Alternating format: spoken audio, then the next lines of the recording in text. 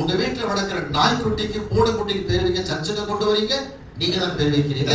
அது அந்த காலத்தில் ரவிகள் போதிக்கிற போதனை எப்படி இருந்தது, என்ன சொல்லி கொடுப்பாங்க தெரியுமா? சர்ச்சில் பேசும்போது யூதர்களாகிய நாம் கர்த்தருடைய பிள்ளைகள், வெளியே அமர்ந்திருக்கிற புறஜாதிகள் நாய்கள் என்று சொல்வார்கள். காரணம், ஆபிராமை ஆபிரகாம் ஆக்கினார், ஈசாக்கு என்று பெயர் வை என்று சொன்னார், யாக்கோபை இஸ்ரவேல் என்று பெயர் மாற்றினார், சாராயை சாராள் ஆக்கினார்.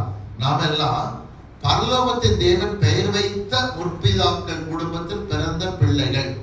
ஆனா புறஜாதிகளுக்கு கர்த்தர் பெயர் வைக்கவில்லை.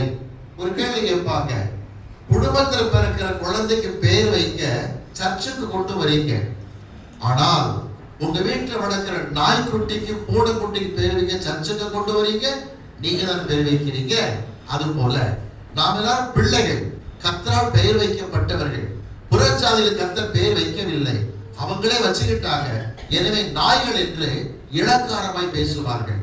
இயேசு யூத ஜனங்களோடு புறப்பட்டு போய் கொண்டிருக்கிறார். இந்த ஸ்திரீ ஓடி வந்து பாதத்தில் விழுகின்றார். பிரச்சனை என்ன தெரியுமா? மகளை பிடித்திருக்கிற பிசாசு மாற வேண்டும் என்பது. கண்ணீரோடு பாதத்தில் விழுகிறார். என்ன வேண்டும் என்று கர்த்தர் கேட்டார். என் மகளை பிடித்திருக்கிற பிசாசு நீங்க வேண்டும் என்று கதறுகின்றார்.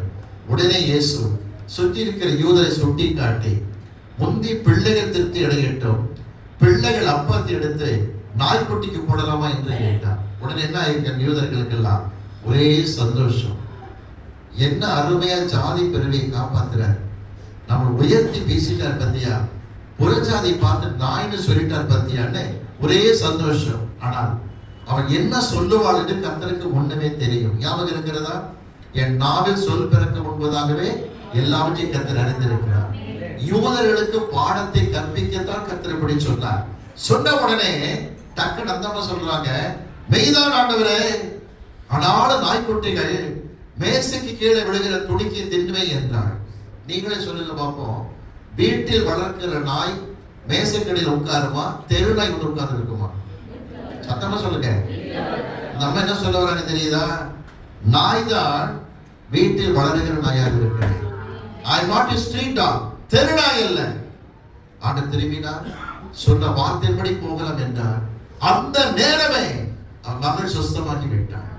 யூதர்களுக்கு என்ன பாடம் தெரியுமா? இயேசுய சொந்தக்கார சொல்லிட்டு வரா, ஒரு அற்புதத்தை வாங்கல. ஒரு புறஜாதி வந்தா நாய்னு சொன்னார், ஆமா நாய்தான்னு சொன்னா அற்புதத்தை பெற்றுக் கொண்டார்.